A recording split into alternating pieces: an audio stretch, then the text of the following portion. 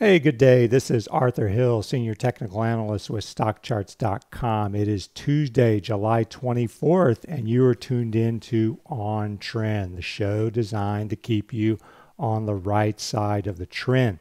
So today we're going to focus on wedges, when to ignore wedges and when to pay attention. And I'm going to show you how to trade them with lots of examples of when to ignore, lots of examples of when to pay attention, and a couple of ones that are working right now. Then we'll look at the sector standouts. We'll look at the sector laggard, which is materials right now. We'll look at some bull flags, and we'll finish with some stocks to watch. So wedges, when to ignore and when to pay attention.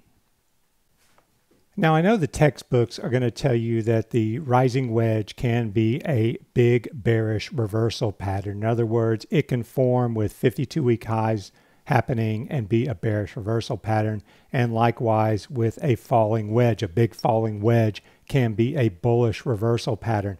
Well, I do not agree with that assessment, and I think that if a stock is hitting a 52-week high and you can draw a rising wedge, you should ignore it. I think that 52-week high and that long-term uptrend take precedent, and they cancel out the rising wedge. Because after all, the wedge is rising. Rising is the key word here. So the wedge is rising, a 52-week high is being hit, and the long-term trend is up. So if you're looking at a rising wedge, you're thinking that there's a bearish reversal pattern working, a big bearish reversal pattern. And I think it's better to play continuations instead of reversals. So that's my basic thesis. So if you look at this chart here, you've got Salesforce.com, all right, and you're hitting a 52-week high up there in July. And you could draw a nice trend line there and a nice one under, and clearly they're converging. And so that is technically a rising wedge. But as I said, this 52-week high tells me that I should just ignore a bearish reversal pattern at this stage. And also you can see the 50-day EMA is above the rising 200-day EMA there. So that's the first thing. Ignore rising wedges when you're making a new high and or when the long-term trend is up. Now, another pet peeve of mine is I ignore most divergences in momentum oscillators. Because here's a classic case in point is you got CRM hitting a higher high there from March to May, and then you have MACD with a lower high. That is a bearish divergence. But what's wrong with it?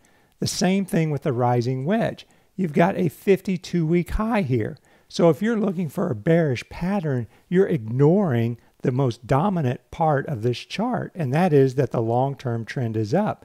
And so I would suggest ignoring bearish setups pretty much completely when the long-term trend is up. And if you want to know why did MACD form a bearish divergence, well, look at this move from February to March. It was very sharp, 25% in like a month. And so that's why MACD shot up. So when you get this second advance here, it's clearly not as strong as this other one. It occurred over 2 months and was less steep, and that's why the divergence formed. All right, that can be expected after you get a big advance like this and a big move up in MACD. So that's why I would just ignore negative divergences in momentum oscillators. All right, let's look at some more wedges to ignore. So here is Fiserv, and it's got a similar thing going on as CRM. You can see that it's got 52-week highs here in May and here in July. And you can draw a nice blue trend line there, and a possible rising wedge is taking shape. You can even draw a bigger rising wedge with these red lines, but you know, I don't think this is really a robust trend line. And I pretty much take the Greg Morris view when it comes to angled trend lines, as he called them. What the angled trend line shows you basically is the rate of ascent. The steepness of that trend line reflects the rate of ascent. I don't think it's like a support or resistance level. Really, when you break that trend line, it signals a change in momentum, not necessarily a trend reversal. So when you look at Fiserv here, clearly, you know, you're in an uptrend. You're hitting 52-week highs here. And there's the PPO. Look how positive it is. That is the PPO 50, 200, 0. And sometimes I put the PPO down there to keep the chart clean. Otherwise, I have to put a 50-day EMA and a 200-day EMA on the chart. and it makes the drawing a little bit messy. So if you put the PPO down here, you can see when the 50-day is above the 200-day, the PPO is positive, and it's been positive for over a year. All right, here's QQQ, and it has a similar pattern here. And what's also wrong with this trend line up here is it's not really a peak. All right, you've surged up this level and you've stalled, and you haven't even made a peak. You need a decline to get a peak there to have a high to draw a trend line. But regardless, even if we had a peak there, I wouldn't draw a rising wedge trend line. Here is IJR, and there we can see a rising wedge from August until January, and we definitely broke that wedge line, very sharp decline, but then we moved right back up and started another advance. And maybe there's another rising wedge working here, but as I said, you will never see me draw that pattern on a chart that I'm analyzing. This is just an example of a wedge to ignore, not even put on your chart. And now we have MasterCard. And if you were worried about this wedge here and this decline, you would have missed out on an even bigger advance from December until March, a massive advance. It had another wedge and a break below the line, but that just gave way to another rise and possibly another wedge. So these wedges can be dangerous in your assessment of the strength of the overall trend. So we also get falling wedges that we need to ignore. And the key to ignoring a falling wedge is when you've got a long-term downtrend or a 52-week low. And here's Goodyear, and it had this big decline that clearly broke support. You're hitting 52-week lows in March, and a falling wedge was taking shape. And there you got the breakout, but it didn't hold. And another falling wedge took place, but you really didn't get a breakout, and you just plunged to new lows. But there you can see, the 50-day EMA was below the 200-day since February. So that was telling you that the bigger trend was down, and you should ignore a potentially bullish pattern. Here is Walgreens Boots Alliance, and we can see a very sharp decline, and we can draw a trend line that's almost touched 3 times and one that's touched 2, and it looks like a falling wedge, and we get a breakout. But it doesn't hold, and the problem, of course, is the 50-day is well below the 200-day, as you can see with the PPO there, and you're hitting 52-week lows there in early April. So once you see a 52-week low within the last 6 months, pretty much stay away from the long side as far as that chart is concerned, as far as I'm concerned. Here is Nielsen, a similar looking pattern as Walgreens Boots Alliance. From that matter, you can see a rising wedge, which looks like a bearish pattern, and you broke down there. And then it looked like a falling wedge was taking shape, but this trend line's too steep as far as I'm concerned. I just wouldn't use that trend line. And then I wouldn't be looking for a bullish setup because these are 52-week lows here, and look how negative the PPO is. So, even with this sharp advance, and it seems like we got a breakout there, it wasn't enough to reverse the bigger downtrend, and you ended up hitting new lows in May there. So when do we ignore wedges? Well, we ignore the rising wedge when we can see a 52-week high recently and or there is clearly a long-term uptrend. The uptrend takes precedent over the rising wedge. For the falling wedge, it's just the opposite, 52-week low and or long-term downtrend. We ignore that wedge. Be careful if your trend lines are too steep, because if you look hard enough, you can probably draw a rising wedge somewhere on that chart. So be careful. Try to see what's actually there, not what you want to see. And finally, if that high or low is not part of the wedge move, in other words, if you're using a high that happened before the wedge started to rise, it probably doesn't fit with that wedge you're trying to draw. So be very careful with your high or low that you're picking to be part of that wedge. All right, the first example of what I consider a robust falling wedge would be with JP Morgan here. Now you can see that these trend lines are just barely converging here. All right, and I'm not really concerned with the degree of convergence here. There's a slight convergence here, but my most important concern here is that I think this is a correction within a bigger uptrend. And why is that? Well, first of all, the bigger trend is up because we have 52-week highs there in January, February. Second of all, you can see the 50-day EMA is still above the 200-day EMA because the PPO is still positive down there. It's not as positive as it was in February, March, but it is still positive. So that tells me the long-term trend is up. Second, you can see that you have this big advance from 86 to like 118, so you're entitled to a correction. And a correction back towards this 102 area, you can see retraced around 50%. So this is like 2 steps forward and 1 step backward, if you will, a half of the prior move. So that's normal for a correction within a bigger uptrend. All right. Then you can see, so we got the pattern forming, a wedge or channel, doesn't matter, but it is a wedge because the trend lines are converging slightly. The first sign was this breakout a couple weeks ago. The second one was another little breakout last Monday. And then you can see we've got the bigger wedge breakout happening this week. So it looks like JP Morgan is ready to hit new highs in the coming weeks and months. If we look at the related finance sector, we can also see a falling wedge taking shape here. We have lower lows working for that lower trend line, lower highs for the upper trend line, and they're converging. There was the first breakout.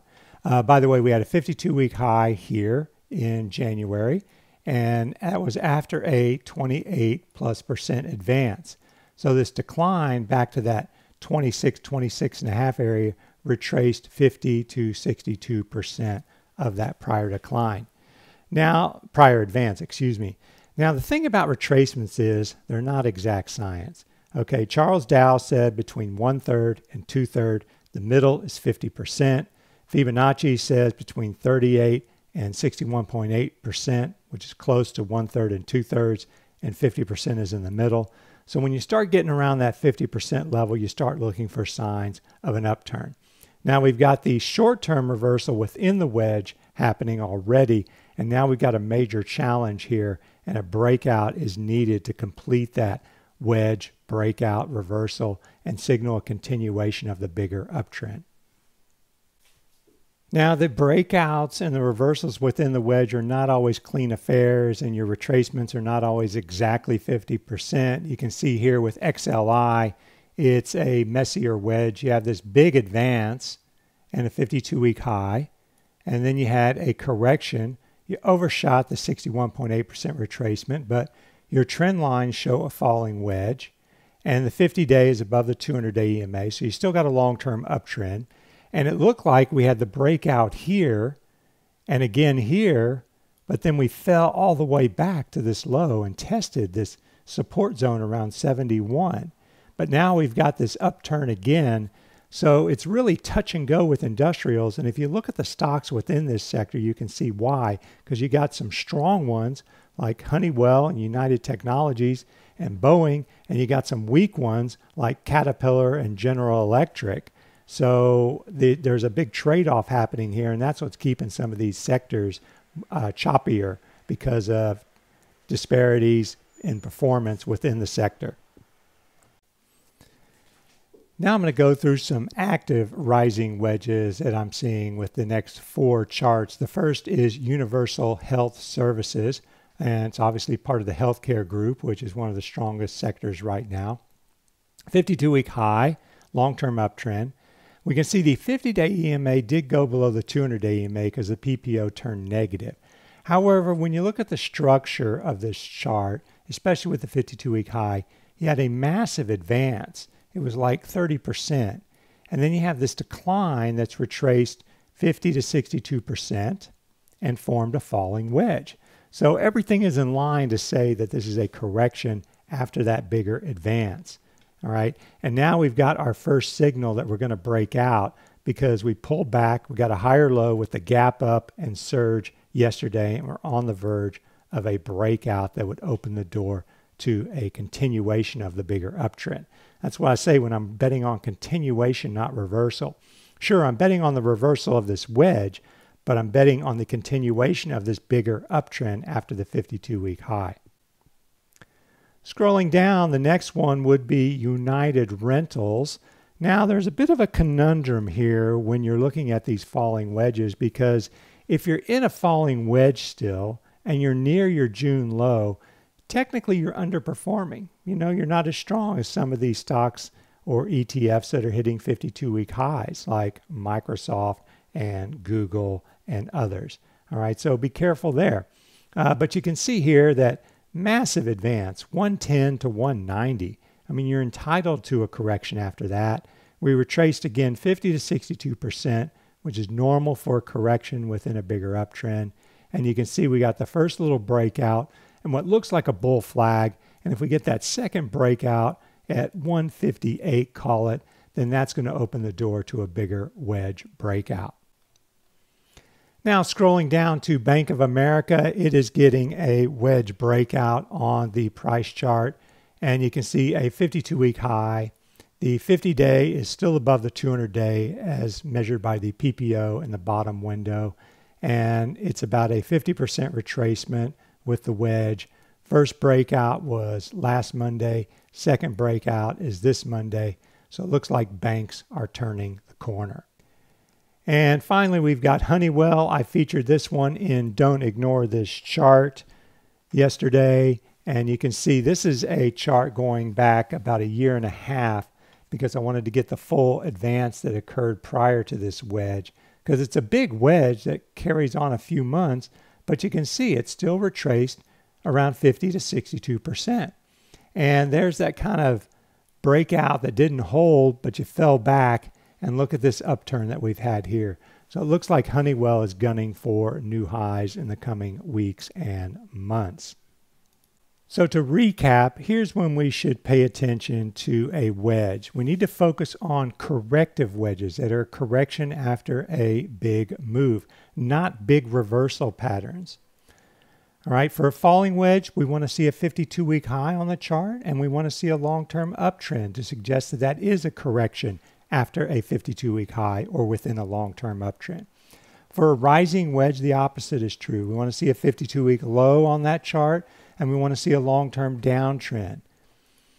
And we want to see a retracement of around 50% of the prior move. 1/3 to 2/3, and 50% is the base case. All right, now let's turn to some market analysis. We see standouts in industrials, healthcare, and finance. All right, we've seen this chart before. It is the high-low percent indicator for S&P 500 and the 9 sectors. And on this chart first, the S&P 500, you can see why the market is struggling, or the S&P 500 is struggling, because high-low percent cannot stay above plus 10%. You got above in March for a couple days, and you got above in June for one day, but you have not been able to maintain above 10% to show some really solid strength or leadership within the index. Now, on the plus side, you can see that, well, new lows are even weaker. All right, and that's really what we're looking for. We're looking for the balance. All right, are we seeing more new highs than new lows? All right, if so, then that is net bullish, and that's all we need to know. We don't need to know the degree all the time. Now, I want to point out two sectors here on this chart, and that would be healthcare and industrials, because they were the only two to see high-low percent get to that 10% level yesterday. There's healthcare. 11% of the stocks hit a 52-week high, one of the strongest sectors internally. And industrials, look at that. 10% of the stocks in XLI hit 52-week highs, and that again is positive for the sector. The materials sector is underperforming and showing some relative weakness and could be poised to break down. Now, this next chart shows the percentage of stocks above the 50-day EMA for the S&P 500 there and the 9 sectors. And what we can see is that utilities are still strong, 82%. Healthcare, very strong, 81%. Technology, 72%. And then we get down and we can see the weakest in this group would be materials, XLB, because just 29% of the stocks in XLB are above their 50-day EMA. And you can see that indicator has not been above 70% since the early part of June. So I would call this one of the weak, or if not the weakest sector in the market right now. So this chart shows a perf chart over the last 10 trading days for the 10 sector SPDRs. And you can see here that materials are one of the weakest sectors over this 10-day period, down 1.7%. Energy is the weakest, down almost 3%. And on the leadership side, we have financials up 2.42%. So they've taken the lead. Technology just continues to lead, nothing new happening there, and a little bit of strength out of industrials. Now you can back this chart up to year to date by going to the slider, right-clicking, and choosing year to date. And then we can see how the sectors are performing this year. And look at that. Materials is the second weakest sector year to date, down 3.42%.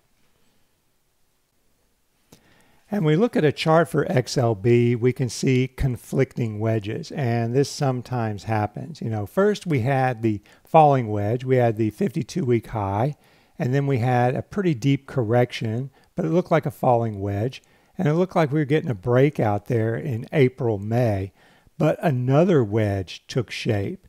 And normally I would ignore it, but given the relative weakness, that's a concern. And you can see support from that May low right there at 57.5. So XLB looks vulnerable to a breakdown here. At the very least, it would be off the list as far as sectors to look at or preferred sectors. There are other sector charts that look much better, like healthcare. And you can see a related industry group ETF, the Market Vectors Agribusiness ETF, had a rising wedge here and looks like it's breaking below that trend line. So I would call that a valid break unless we can get a surge above 63.5 there.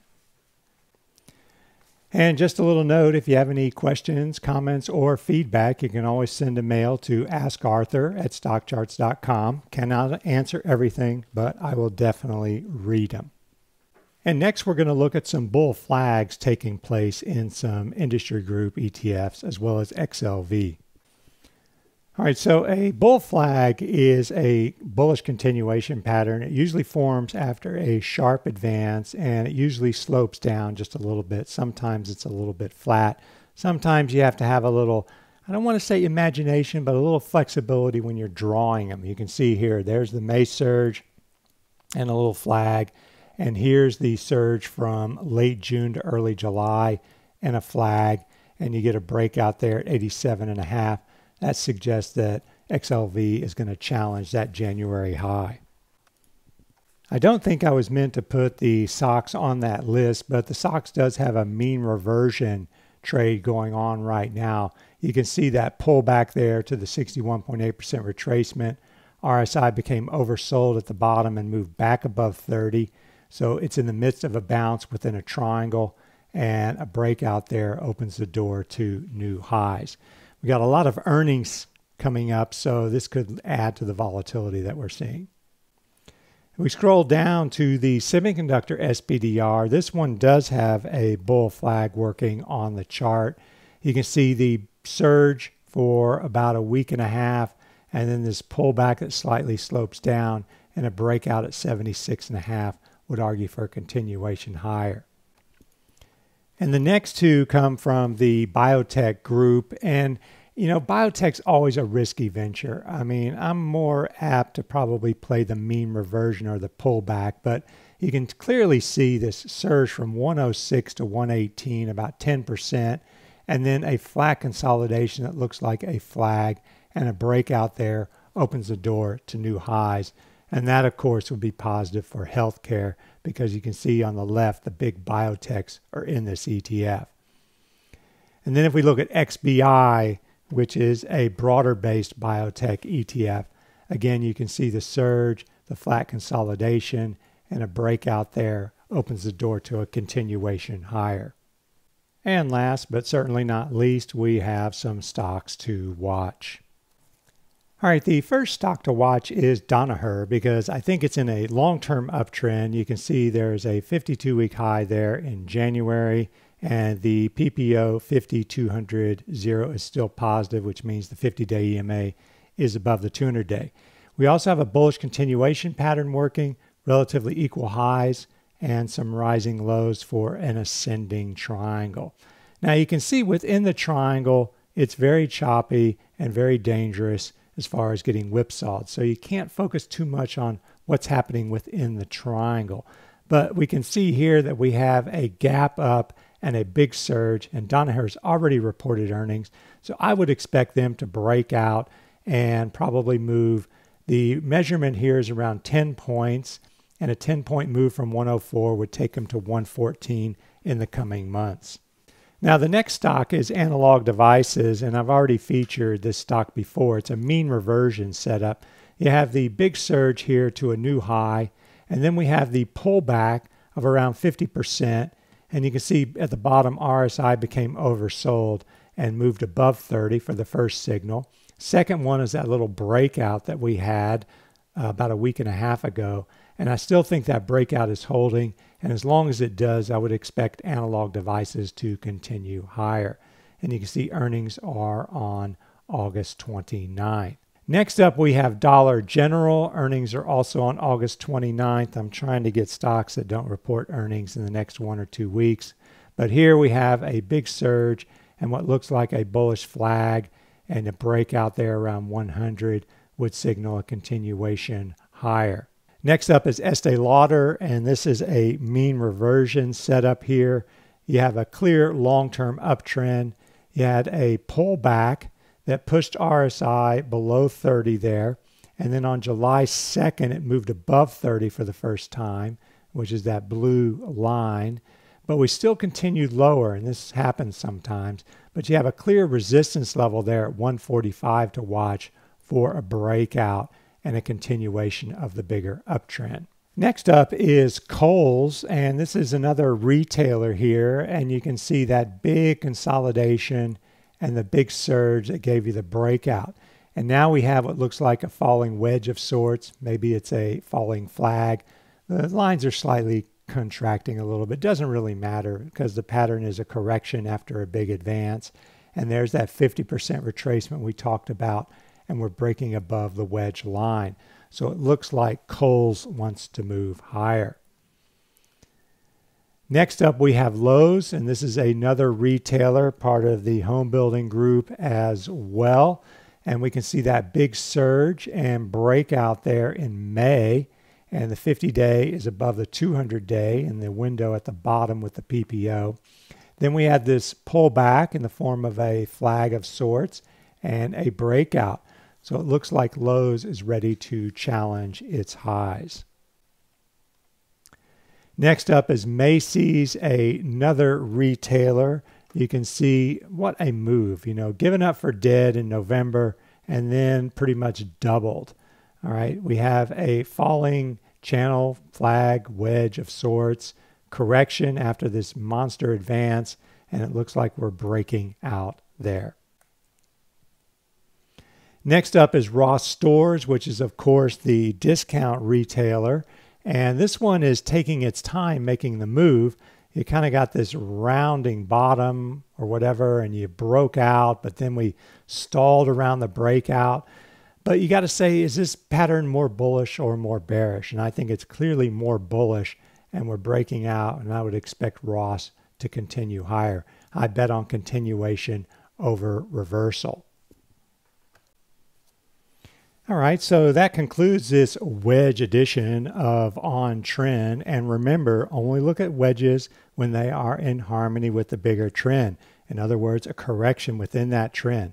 So thanks very much for tuning in, and remember to stay on the right side of the trend. Have a great day.